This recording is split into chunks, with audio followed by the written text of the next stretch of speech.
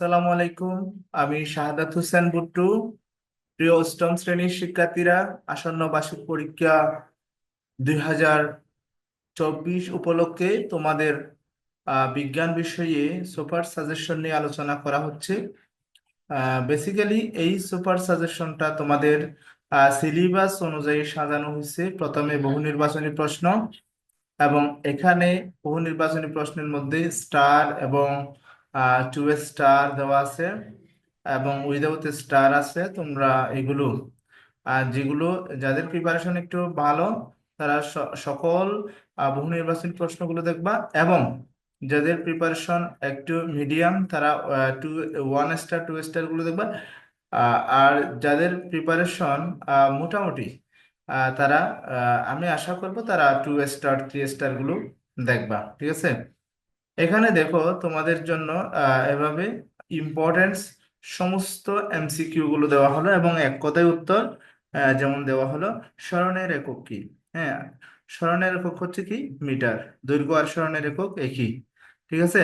তাহলে এইভাবে তোমাদের এখানে কি সংক্ষেপে উত্তর দাও, এই প্রশ্নগুলো দেওয়া হয়েছে। এই প্রশ্নগুলো থেকে তোমরা শিখবে ইনশাল্লাহ। তোমাদের যে যে স্কুলেই হো না কেন, ইনশাল্লাহ এখান থেকে তোমাদের ইনশাল্লাহ 100% কমন আসবে, আশা করি। হুম। তারপর হচ্ছে তোমাদের দৃশ্যপটবিহীন কিছু কোয়েশ্চেন দেওয়া আছে, যেমন ম্যাথমেটিক্স দেওয়া আছে, সলভ করে দেওয়া আছে অলসো, যেগুলো তোমাদের জন্য খুব বেশি উপকারী হবে, আই হোপ। সো তোমরা একটু দেখবা এবং প্র্যাকটিস করবে। তোমাদের এই বিষয়গুলো কিন্তু তোমাদের ক্লাসে অলরেডি করানো হয়েছে তোমাদের টিচার, বাট আমার পক্ষ থেকে এইগুলো হচ্ছে জাস্ট তোমাদের মূল্যায়ন, নিজেরা নিজেদেরকে মূল্যায়ন করবে, হ্যাঁ, বিফোর দ্য এক্সাম, ঠিক আছে। তাহলে বহু নির্বাচনী প্রশ্ন এটা হচ্ছে অনুসন্ধানী পাঠের অধ্যায় শক্তি, দ্বিতীয় অধ্যায় শক্তি। এখান থেকেই দেখবা তোমরা বেসিক্যালি এই সঠিক উত্তরগুলো আমি আশা করব এখান থেকে অনেক ইম্পর্টেন্স, এবং এখান থেকে অবশ্যই তোমাদের এক্সামে আসতে পারে, ঠিক আছে শিক্ষার্থীরা। তাহলে এভাবে এক কথায় উত্তর এখানে দেওয়া আছে, তোমরা এক কথায় উত্তরও দেখবা। এবং ইম্পর্টেন্সের জন্য তোমরা কি করবা, তোমরা ওই স্টার মার্ক গুলো বেশি করে দেখবা। তারপরে হচ্ছে যে তোমাদের ওখানে আবার দৃশ্যপটবিহীন প্রশ্ন আছে। হ্যাঁ, এভাবে তোমাদের দৃশ্যপটবিহীন প্রশ্ন এবং দৃশ্যপট নির্ভর প্রশ্ন দেয়া আছে, যেগুলো তোমার জন্য খুব ইম্পর্টেন্স। তো এইভাবেই তোমরা কি প্রিপারেশনটা নেবা, আশা করি তোমাদের পরীক্ষা এক্সাম ইনশাল্লাহ ভালো হবে। যেহেতু তোমাদের জন্য এগুলো খুব বেশি ইম্পর্টেন্সের কারণ হচ্ছে আগামী বছর তোমরা ক্লাস 9-এ উঠলে গ্রুপ গ্রুপ সিলেক্ট করবা। যারা বিজ্ঞান গ্রুপ অর্থাৎ সায়েন্স গ্রুপ নেবে, তাদের জন্য এই বিজ্ঞানটা কিন্তু গুরুত্বপূর্ণ বেশি, গণিত এবং বিজ্ঞান, ঠিক আছে। তাহলে এরপরও আসতেছে কি আমাদের পরমাণু গঠন, হ্যাঁ, অনুসন্ধানী পাঠ। আমরা জানি অ্যাকচুয়ালি পরমাণু কি, হ্যাঁ, পরমাণুর কেন্দ্রের নিচের কোনটি থাকে, তাহলে নিউক্লিয়াস থাকে, এগুলো আমরা কিন্তু পড়েই আসছি, ঠিক আছে। তারপর ডেমোক্রিটাস পদার্থের ক্ষুদ্র কণার নাম কি দেন, আমরা জানি অ্যাটম, হ্যাঁ। তাহলে এভাবে আমরা এই জিনিসগুলো কিন্তু ভালো করে শিখে আসছি। আমরা এখানে জাস্ট একটু কি করব, নিজেকে একটু যাচাই করব, হ্যাঁ। এরপরে হচ্ছে তোমার এখানে এক কথায় উত্তর দেয়া আছে, হ্যাঁ, এক কথায় উত্তরগুলো ভালো করে দেখবা। তারপরে দৃশ্যপটবিহীন প্রশ্ন দেয়া আছে, এগুলো ভালো করে দেখবা। হ্যাঁ, যেমন তোমাদের তেজস্ক্রিয় আইসোটোপ হতে নির্গত কোন রশ্মি মানুষের শরীরে ক্যান্সার সৃষ্টি করে। আসলে আলফা বিটা গামা তিন ধরনের রশ্মি বের হয়, এগুলোই মানুষের শরীরে ক্যান্সার সৃষ্টি করে, হ্যাঁ। তারপরে মনে করো এখানে আছে অনেক প্রশ্ন, দাঁতের ক্ষয় রোধ, এই রোধে এবং টুথপেস্ট ব্যবহৃত সোডিয়াম ফ্লোরাইড, ঠিক আছে। বলে আমরা জানি ম্যাগনেসিয়াম ও অক্সিজেনের সমন্বয়ে গঠিত যৌগ ম্যাগনেসিয়াম অক্সাইড, ঠিক আছে। তাহলে এভাবে আমরা কি করব, আমরা এই এক কথায় উত্তর এবং দৃশ্যপটবিহীন এবং সংক্ষিপ্ত উত্তরগুলো আমরা শিখে ফেলবো। এখানে যে পার্থক্যমূলক প্রশ্ন আছে, এই যে যেমন দেখো এই যে পার্থক্য ডিফারেন্স মূলক এই প্রশ্নগুলো একটু গুরুত্ব বেশি দেবা, হ্যাঁ। সবসময় এই ধরনের প্রশ্নগুলো একটু পরীক্ষায় বেশি হয়, যেমন পারমাণবিক সংখ্যা আর ভর সংখ্যার মধ্যে পার্থক্য কি, ঠিক আছে। তাহলে এই জিনিসগুলো একটু দেখবা, এবং রচনামূলক প্রশ্ন দৃশ্যপট নির্ভর। তারপর এগুলো কিন্তু বুঝলে একদম সহজ, হ্যাঁ। এগুলো কিন্তু ক্যালকুলেশন করে, ক্যালকুলেশনের মাধ্যমে করার পরে নিচ থেকে লেখা যায়, ঠিক আছে। এরপর হচ্ছে অনুসন্ধানের পাঠের কোষ বিভাজন, তার প্রকারভেদ, সেল ডিভিশন। তাহলে কোষ বিভাজনের মধ্যে কোষে কেন্দ্রে অবস্থিত কোন অস্বচ্ছ অঙ্গাণুটি কি বলে, নিউক্লিয়াস বলে, এগুলো আমরা জানি, হ্যাঁ।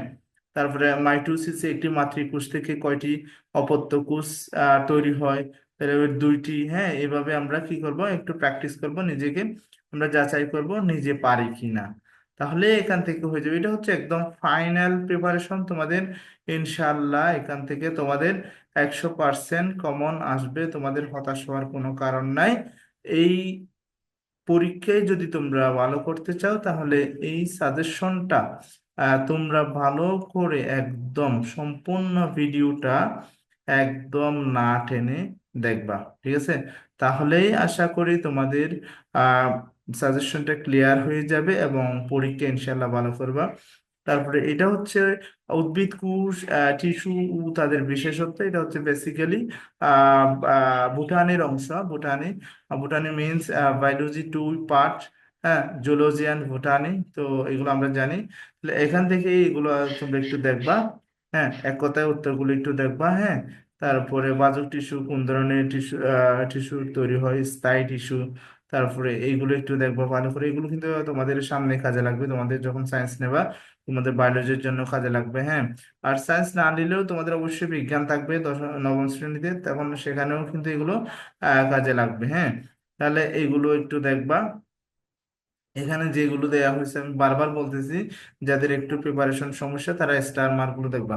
তারপর হচ্ছে অনুসন্ধানী পাঠের অধ্যায় 7, সূর্য, পৃথিবী ও চাঁদ। এই অধ্যায় থেকেও তোমাদের কোয়েশ্চেন আসবে অবশ্যই। তা এখানে যে তোমাদের যে সিলেবাসটা দেওয়া হয়েছে বোর্ড কর্তৃক, প্রত্যেকটা অভিজ্ঞতা বা অধ্যায় থেকে তোমাদের কিন্তু কোয়েশ্চেন করা হবে, হ্যাঁ। স্কুলে কোয়েশ্চেন করুক না কেন, এখান থেকে অবশ্য বাদ যাও না, এদিক সেদিক হতে পারে। তবে এই ধরনের প্রিপারেশন যদি তুমি নাও তাহলে আশা করব প্রত্যেকটা প্রশ্নের অ্যান্সার তুমি দিতে পারবা। তাহলে রচনামূলক দৃশ্যপট নির্ভর প্রশ্ন এখানেও আমি সাজিয়েছি সুন্দর করে, যেগুলো তোমাদের জন্য খুব বেশি ইম্পর্টেন্স। তাহলে এভাবেই তোমরা প্রিপারেশন নেবা। তারপরে হচ্ছে কি রাসায়নিক বিক্রিয়া অনুসন্ধানী পাঠ, রাসায়নিক কেমিক্যাল রিয়েকশন, এগুলো আমরা আসলে জানি, এগুলো এটা এটা একটা খুব মজার একটা অভিজ্ঞতা এবং মজার একটা অধ্যায়, হ্যাঁ। আর তারপর এখান থেকে আমাদের কি এটা বেসিক্যালি হচ্ছে, এটা হচ্ছে একটা কেমিস্ট্রির অংশ। এখান থেকে তোমাদের কেমিস্ট্রি প্রশ্নগুলো করা হয়। এটা হচ্ছে একটা কেমিস্ট্রি অংশ। আমাদের ক্লাস 3 এর বিজ্ঞানটা মূলত বেসিক্যালি ফিজিক্স, কেমিস্ট্রি এবং বায়োলজি। বায়োলজির মধ্যে 2 পার্ট হচ্ছে বোটানি অ্যান্ড জুলজি। জুলজি মানে হচ্ছে প্রাণীবিদ্যা, আর বোটানি মানে হচ্ছে উদ্ভিদবিদ্যা, ঠিক আছে। আর কেমিস্ট্রি মানে তো তোমরা জানোই রসায়ন, এই যে রিয়াকশন জাতীয় যেই বিজ্ঞান আলোচনা করা হয় এই ধরনের মৌল নিয়ে, মৌলের গঠন নিয়ে, পর্যায় সারণী নিয়ে এবং বিভিন্ন মৌলিক পদার্থ নিয়ে আলোচনা করা হয়। এটা অ্যাকচুয়ালি রসায়নের অংশ, ঠিক আছে। এভাবেই হচ্ছে তোমাদের লাস্ট এখানে আরেকটা অধ্যায় অনুসন্ধানী পাঠের জীবের শ্রেণীবিন্যাস, এটাও কিন্তু বায়োলজির একটা অংশ। এই এই অংশটাও কিন্তু গুরুত্ব দেবা তোমরা। বেসিক্যালি তোমাদের আমি মনে করি, যতটুকু মনে করি তোমাদের স্কুল কর্তৃক হয়তো সিলেবাস কিছুটা তোমাদের সংক্ষেপ কম্পোজ করা হয়েছে। তারপরেও তদুপরি আমি প্রত্যেকটা অভিজ্ঞতা কভার করার চেষ্টা করেছি, কভার করেছি অলরেডি। যেহেতু তোমাদের যে অভিজ্ঞতাগুলো তোমাদের স্কুলে বাদ দেওয়া হয়েছে, সেগুলো এখান থেকে বাদ দেওয়ার সমস্যা নেই, ঠিক আছে।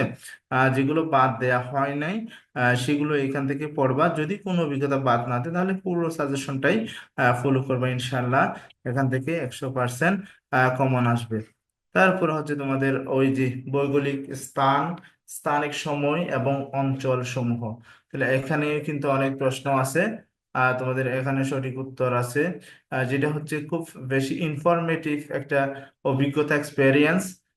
সো এটাকে ভালো করে আশা করবো এটাকে ভালো করে আয়ত্ত করবা, হ্যাঁ।